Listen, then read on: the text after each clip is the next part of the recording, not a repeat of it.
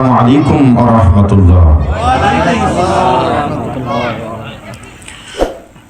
الحمد لله كفى وسلام على عباده الذين اصطفى. أما بعد فأعوذ بالله من الشيطان الرجيم.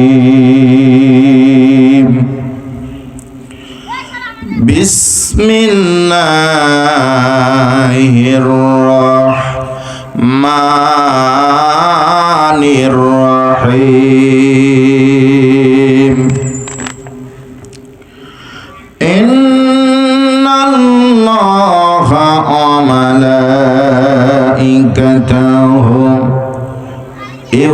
يصلون على النبي يا أيها الذين آمنوا صلوا عليه وسلموا تسليما. اللهم صل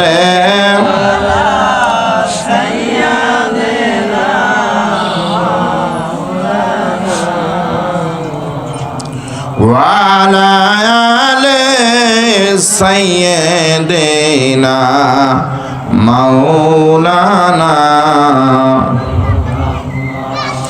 اللهم صل على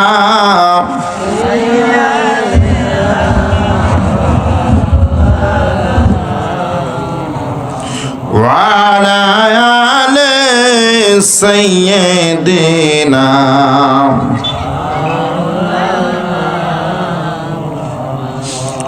কোথায় রইলেন প্রাণের রাসূল আমাদের সানিয়া আপনি সারা কিলাব হবে আমরা ধরাই বাসিয়া।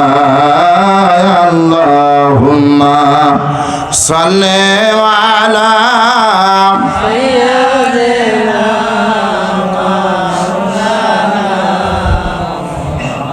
ওয়া আলা আলি সাইয়্যিদিনা মাওলানা। আরব দেশেতে মক্কা নগরে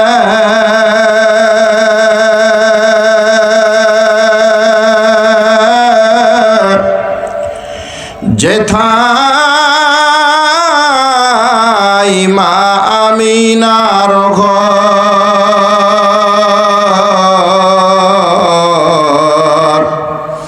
আল্লাহর করুণা কাউসার হয়ে জরসে বারংবার বালাগাল উলা বিকামালিহি কাশাফাত দুজা বিজামালিহি হাসানাত জামিউ খিসালিহি সাল্লাল্লাহু আলাইহি ওয়া আলিহি। সকলে একটু জিকির করি লা ইলাহা ইল্লাল্লাহ, আরো জোরে লা ইলাহা ইল্লাল্লাহ, সুবহানাল্লাহ ওয়ালহামদুলিল্লাহ, লা ইলাহা ইল্লাল্লাহ, আরো জোরে লা ইলাহা ইল্লাল্লাহ, জোরে লা ইলাহা ইল্লাল্লাহ, সুবহানাল্লাহ ওয়ালহামদুলিল্লাহ, লা ইলাহা ইল্লাল্লাহ, আরো জোরে লা ইলাহা ইল্লাল্লাহ। এই কালে মার বন্ধ ভেলা এই কালেমার বান্দোবেলা কাজে লাগবে মরণ বেলা। এই কালেমার রৌশনীতে এই কালেমার রৌশনীতে কবর হবে উজালা। লা ইলাহা আরো জোরে লা ইলাহা লা ইলাহা ইল্লাল্লাহ মুহাম্মাদুর রাসূলুল্লাহ। সকলেই পড়ি সাল্লাল্লাহু আলাইহি ওয়াসাল্লাম। পাইকরতলী পূর্বপাড়া জামে মসজিদ উন্নয়ন কল্পে 2 দিন ব্যাপী বিরাট ওয়াজ মাহফিলে উপস্থিত আছেন সম্মানিত সভাপতি সাহেব, সহ সভাপতি সাহেব, প্রধান অতিথি, বিশেষ অতিথি, বরেণ্য অতিথি সহ আমার সামনে বসা আল্লাহ প্রেমিক রসুল প্রেমিক ভাইরা, পর্দা নিশিনা মা ও বোনেরা, সকলকে শুভেচ্ছা জানিয়ে আমি আমার নির্ধারিত সময়ের ভিতরে কিছু কথাবার্তা বলার চেষ্টা পাব। আল্লাহ পাক যেন আমার জবান থেকে এমন কিছু কথা বের করে দেন যা বক্তা এবং শ্রোতা উভয়ের নাজাতের জরিয়া হয়ে যায়। আমরা মহান আল্লাহ তাআলার দরবারে দোয়া করি, সকলে পড়ি আল্লাহুম্মা আমিন। সম্মানিত উপস্থিতি, আমরা সেই মহান রবের দরবারে শুকরগুজার হচ্ছি যিনি আমাদের রব, যিনি আমাদের মালিক, যিনি আমাদের সৃষ্টি করেছেন। যে মহান রব্বুল আলামিন এই পৃথিবীতে আপনাকে আমাকে পাঠিয়ে দিয়েছেন। আমরা একটা সময় এই পৃথিবীতে ছিলাম না, এখন আছি, আবার একটা সময় থাকবো না, ঠিক কি না? তো সে মহান প্রভু আমাদের সুস্থতার সহিত আজকের এই রিয়াজুল জান্নাতের বাগানে বসার মতো তৌফিক দান করেছেন। সেই মহান রবের দরবারে শুকরিয়া আদায় করি, সকলেই পড়ি আলহামদুলিল্লাহ। আপনারা যত জোরে আলহামদুলিল্লাহ বলছেন, নির্বাচন তো সামনে আছে,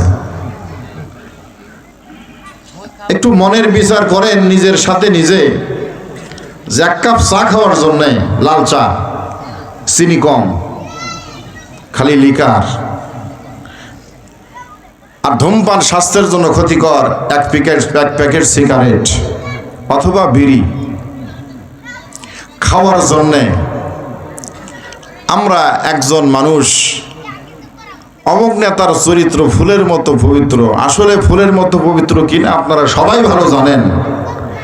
যে চিৎকার, যে চেঁচামেচি, যে আওয়াজ তুলে আমরা একজনের প্রশংসা করলাম, একটা নেতা শুধু কিছু চা আর একটু সিগারেট পাওয়ার জন্যে, তার আল্লাহ যদি হাসরের দিন জিজ্ঞাসা করে, তাহলে আমার যে আলহামদুলিল্লাহ বলছো, এত কিছু দিলাম, জমিন বানাইলাম, আসমান বানাইলাম তোমার জন্যে, সূর্য দিলাম, বাতাস দিলাম, কত সুন্দর খাবার দিলাম, ছেলে দিলাম, মেয়ে দিলাম, কত সুন্দর সাজাই দিলাম, তো আমার সুবহানাল্লাহ আলহামদুলিল্লাহ আল্লাহু আকবার এলা তো হয় না। সেদিন কি জবাব হতে পারে, ঠিক কি না? এই মুখটা সৃষ্টি করেছে কে? নেতা না আল্লাহ? একটু জোরে বলেন না কেন? যদি আল্লাহর দেওয়া মুখ যদি থাকে, তাহলে সেই আপনি কার প্রশংসা করছেন একটু বুঝে নিতে হবে। সে মহান মাবুদের প্রশংসা করছেন। তাহলে তাই যদি হয়, তাহলে আল্লাহর নাম যত জোরে আওয়াজে দিল থেকে, হৃদয় থেকে মহব্বত করে বলতে পারবে, আল্লাহ পাক আপনার প্রতি তত খুশি হয়ে যাবে। আজকের একবার সুবহানাল্লাহ, আলহামদুলিল্লাহ, আল্লাহু আকবার একটা ডাকও যদি আল্লাহর কাছে পছন্দ হয়, তাহলে আল্লাহ পাক রব্বুল আলামিন এই ডাকের উসিলা করে খুশি হয়ে আপনার গুনাহ মাফ করে দিতে পারে। বক্তা ওয়াজ করবে না, বক্তা হলো মোটর সাইকেল আর শ্রোতা হলো ফুয়েল, তেল। তেল যত ভালো, তেল থাকবে গাড়িতে, মোটর সাইকেল চলবে। তেলের সমস্যা হয়ে গেছে, বক্তা চলবে না, বন্ধ হয়ে যাবে। তাহলে ক্ষমতা কার হাতে? আপনাদের হাতে, ঠিক কিনা? আপনারা যদি বলেন যে হুজুর আসছি, গত রাত্রে ঘুম হয় নাই, ওয়াজ শুনছি, আজকে নিচের দিকে বইয়ের জ্বালায় এখানে আসছি, নিচের দিকে তাকায়া থাকবো, ঘুম পারবো, বাড়িতে চলে যাবো, হুজুর যা ওয়াজ করে করুক হুজুরের মতো। হুজুর হুজুর তো আর মিশে কথা কব না, নাকি বলেন? হুজুর সত্য কথাই বলে যাবো, তো হুজুর বলে যায়, অসুবিধা নেই। তাহলে আপনি ঢাকা থেকে কেন কাবা ঘরে ইমাম সাহেবকে যদি নিয়ে আসেন, শ্রোতা দেখে তার মন ভরবে না, আওয়াজ ভালো আসবে না। তো আলহামদুলিল্লাহ আজকে আমরা একের শ্রোতা পেয়েছি, কি বলেন আপনারা? আমরা একের শ্রোতা হিসাবে সে মহান রবের শুকরিয়া আদায় করব দিল খুলে, মন খুলে। রাজি আছি সবাই? সবার জবান থেকে আওয়াজ দিই, একসাথে এক আওয়াজে আমরা চিৎকার দিয়ে পড়ব আলহামদুলিল্লাহ। দরুদুস সালাম বিশ্ব নবী মুহাম্মদুর রাসূলুল্লাহ সাল্লাল্লাহু আলাইহি ওয়াসাল্লামের উপরে। যে মহান নবীর ভালোবাসা ছাড়া, যে মহান নবীর মুহাব্বত ছাড়া, যে মহান নবীজির উসিলা ছাড়া, যে মহান নবী ছাড়া আমরা কোনোদিন কোনো কালে কোনো সময় মুক্তি পাব না, জান্নাতে যাওয়া সম্ভব নয়। সে মহান রাসূলের প্রতি আমরা দরুদ সালাম পাঠ করি, সকলেই পড়ি সাল্লাল্লাহু আলাইহি ওয়াসাল্লাম। সম্মানিত উপস্থিতি,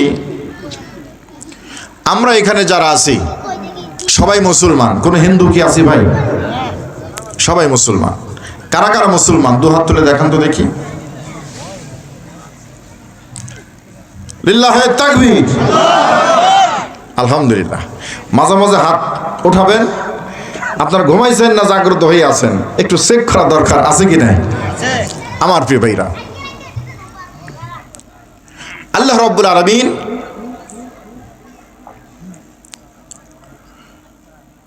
এই পৃথিবীতে যত মানুষ বানিয়ে দিয়েছেন, আমরা সবাই মানুষ, না কি বলেন আপনারা? মানুষ তো, সবাই মানুষ। এই মানুষের কিছু গুণ থাকা লাগে। একজন মানুষকে মানুষ কেন বলা হয়? আপনি যে মানুষ, আমি যে মানুষ, তাহলে কোন গুণগুলি থাকলে পারে আপনি মানুষ?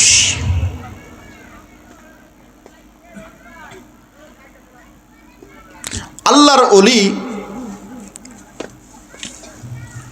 আব্দুল কাদের জিলানী রাহমাতুল্লাহ আলাইহি, আমরা নাম শুনেছি সবাই।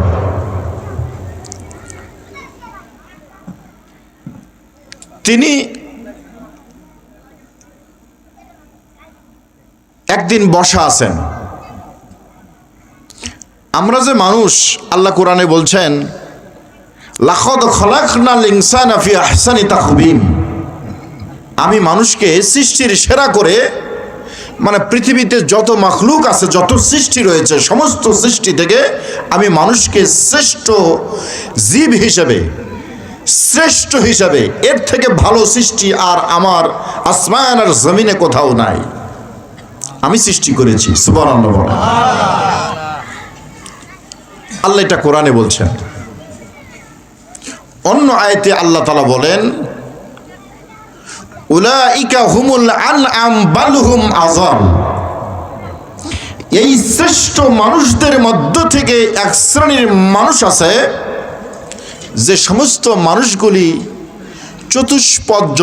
চতুষ্পদ জন্তু বলতে যাদের 4 পা আছে, কয় পা? 4 পা আছে। আপনারা বলুন তো 4 পা কার কার আছে? গরুর কয় পা? ছাগলের কয় পা? ভেড়ার কয় পা? মহিষের কয় পা? শুকুরের কয় পা? কুকুরের কয় পা?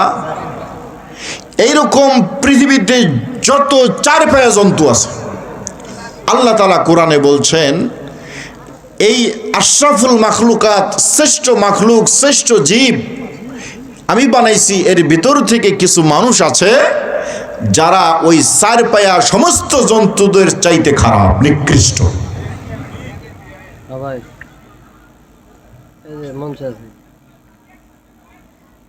পৃথিবীতে যত প্রাণী আছে, প্রাণী জগতের সবচাইতে উৎকৃষ্ট স্থান, সবার উঁচু স্থানে আছে মানুষ। আর সমস্ত প্রাণীদের ভিতরে সবচাইতে নিচু, আল্লাহর যত সৃষ্টি আছে সমস্ত সৃষ্টির মধ্য থেকে নিচু স্থানে আছে, সবচাইতে নিকৃষ্ট জায়গায় আছে কুকুর আর হলো শুকুর।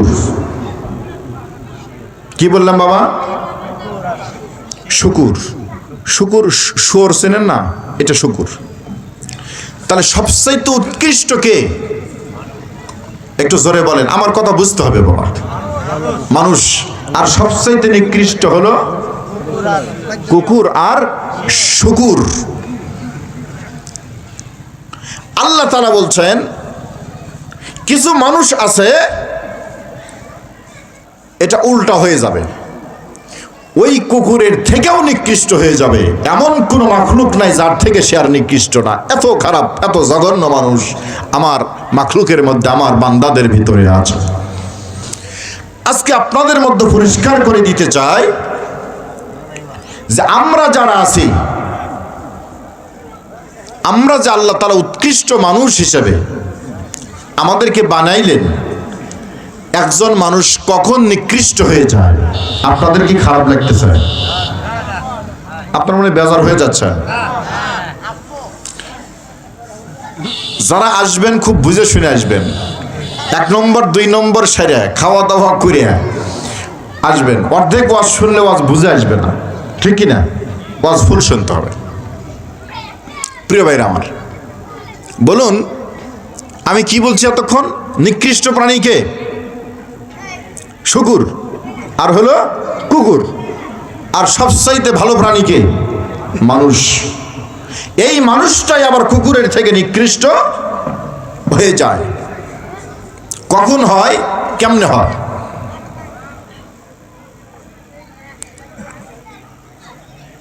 আব্দুল কাদের জিলানী রহমাতুল্লাহ আলাইহি তিনি বসা আছেন, তার সামনে তার ভক্ত মুরিদানেরা আছেন।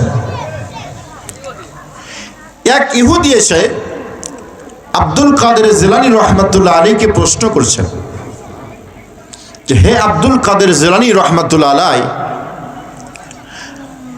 আমি জানি আপনি পীর, তো পীরের ভিতরে আপনি বড় পীর, মানে যত পীর আছে তার ভিতরে আপনি বড় পীর। আপনার কাছে আমি একখানা প্রশ্ন করতে চাই। কি প্রশ্ন করতে চাই? একটি প্রশ্ন করতে চাই। আব্দুল কাদের জিলানী রহমাতুল্লাহ আলাইহি বললেন, জি আপনি আমাকে প্রশ্ন করুন। সে বলল যে আপনার কাছে আমার প্রশ্ন হলো, আমার বাড়িতে একটা পোষা কুকুর আছে, যেই কুকুর জীর্ণ শীর্ণ, ঠেলা দিলেই পড়ে যায়, যে কোনো কুকুরের সাথে সে পেরে ওঠে না, দুর্বল। এই কুকুরের দাম বেশি না আপনি আব্দুল কাদের জিলানী রহমাতুল্লাহ আলাইহির দাম বেশি?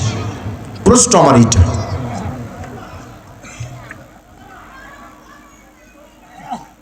এই প্রশ্ন যখন ইহুদি করছেন, আব্দুল কাদের জিলানী রহমাতুল্লাহ আলাইহি তার প্রশ্ন শুনে দু চোখের পানি ছেড়ে ঝরঝর করে সে কান্না করতেছে। ইহুদি ডাক দিয়ে বলেন, পিরানে পীর আব্দুল কাদের জিলানী রহমাতুল্লাহ আলাইহি, আব্দুল কাদের জিলানী রহমাতুল্লাহ আলাইহি, আমি আপনাকে ছোট একটি প্রশ্ন করেছি, তেমন তো কোনো জটিল কঠিন প্রশ্ন করি নাই। আপনি বড় নাকি কুকুর বড়, এই প্রশ্নটা আমি আপনাকে করেছি। আল্লাহু আকবার। আল্লাহর ওলি ডেকে বলেন, আমার জীবনে ফিকহের কিতাব পড়েছি, তাফসীর পড়েছি, হাদিস পড়েছি, বালাগাত পড়েছি, মান্তিক পড়েছি, যুক্তিবিদ্যা পড়েছি, যত কিতাব পড়েছি, আর আমার জীবনে যত প্রশ্ন এসেছে, আজকে তোমার এই প্রশ্নের থেকে কঠিন প্রশ্ন আমার কাছে কোনোদিন আসে না। তুমি যে প্রশ্ন করেছো এই প্রশ্নটা সবচাইতে আজকে জটিল আমার কাছে মনে হয়েছে। ইহুদি বলতেছে, বাপরে বাপ, আমি প্রশ্ন করলাম কুকুর সবচেয়ে ভালো নাকি আপনি ভালো? এর তো সোজা উত্তর। আপনাকে যদি প্রশ্ন করে, আমাকে যখন জিজ্ঞাসা করে কুকুর ভালো না আমি ভালো, আপনি কি বলবেন বাবা? আপনি কি বলবেন? আমি ভালো। সোজা কথা। আমি কি কুকুর নাকি? আত্মীয় বাড়ি গেছেন, একবার যদি বলে কুকুরের মতো খাইতে আসছেন, জীবন আর খাবেন না। ওই খাবার রেখে চলে আসবেন, আর খাবেন না। ওই যে বলছে কুকুরের মতো, কুকুর বলে নাই, কুকুরের মতো বলছে, তাই আপনি আর খাবেন না। লেগে গেছে ভিতরের ভিতরে।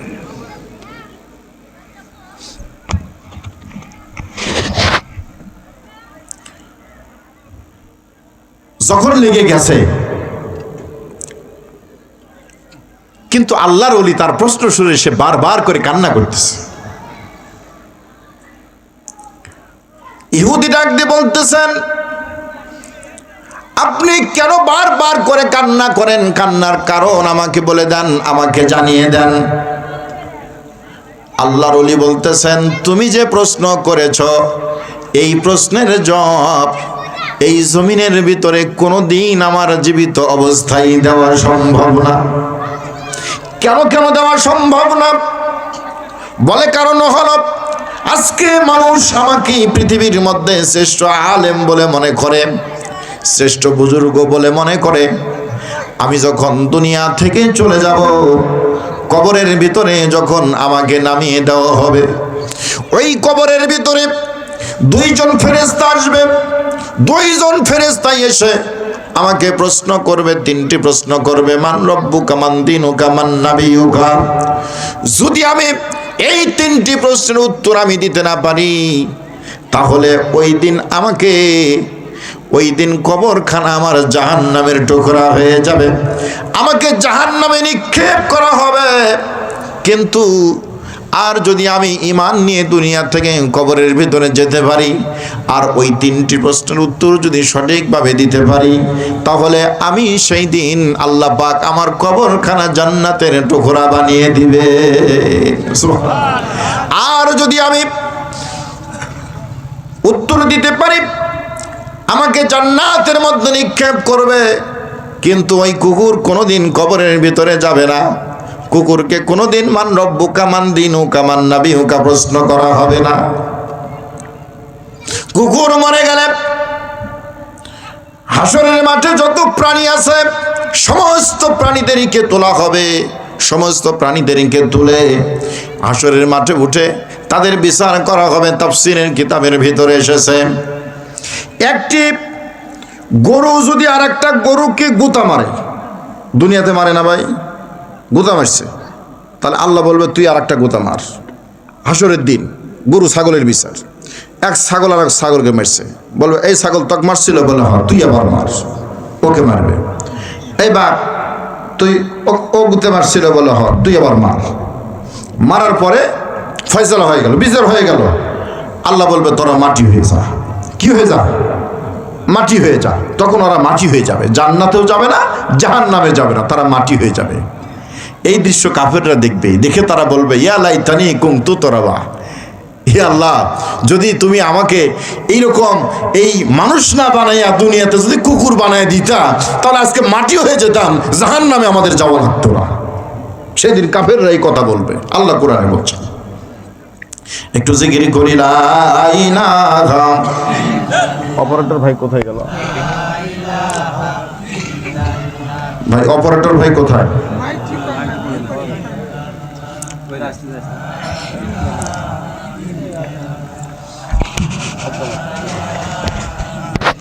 একটু জিকির করি লা ইলাহা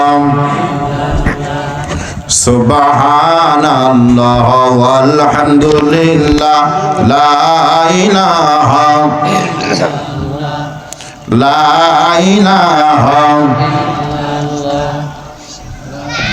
একটা ধপ শব্দ আসছে, ওটা সাউন্ড বক্সের জন্য আসতেছে নাকি? অন্য কোনো সমস্যা না, এটা একটু নামে আসে তো, এখন আবার ঠিক হয়েছে। এইভাবে থাকি কিনা আল্লাহ ভরসা। থাকতে থাকতে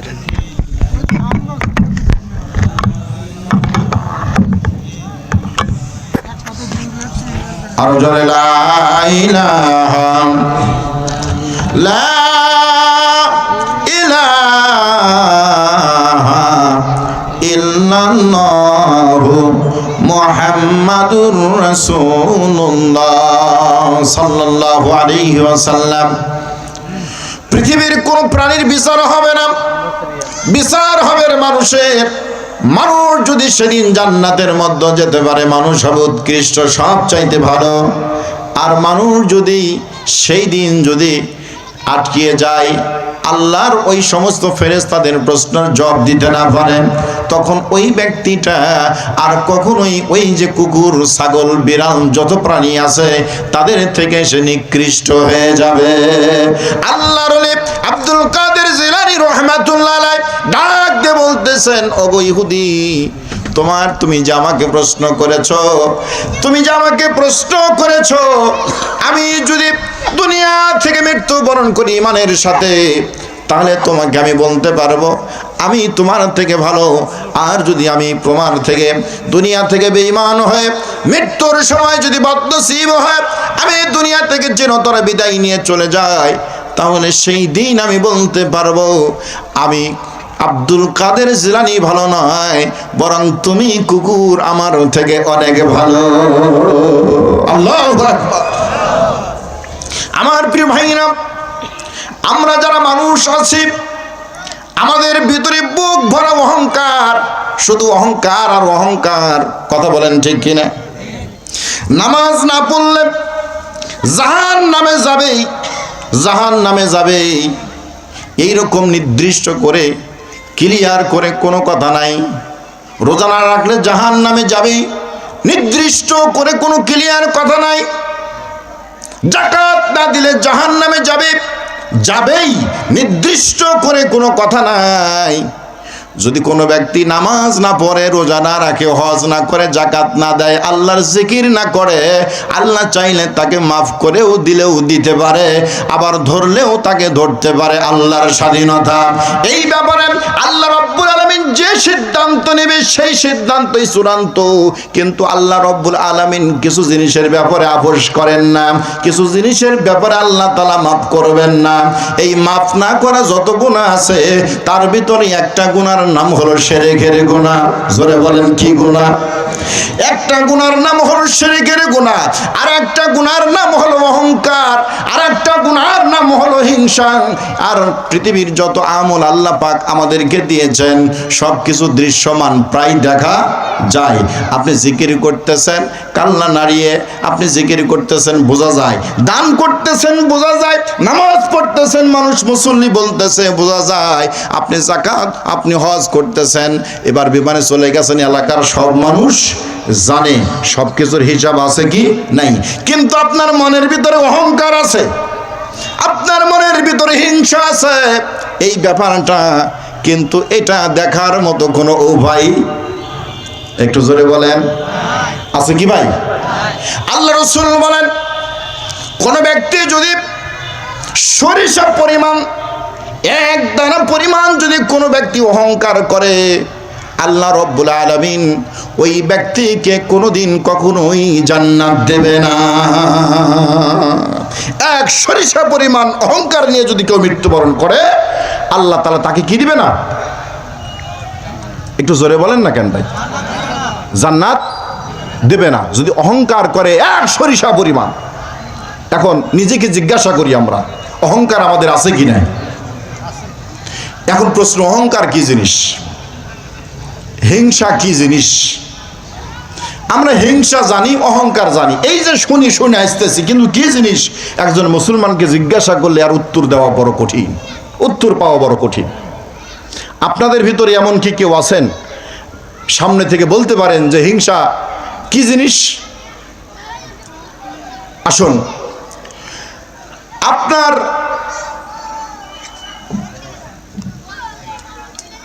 পাশাপাশি জমিন, পাশাপাশি একটু খেয়াল করেন, রুয়া লাগাইছেন, আপনার জমিনে হইছে ধানের অবস্থা ভালো না,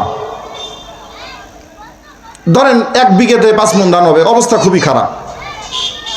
পাশে একজন জমিন, তার ফসলটা এত সুন্দর হয়ে গেছে, ওখানে 20 মণ ধান হবে।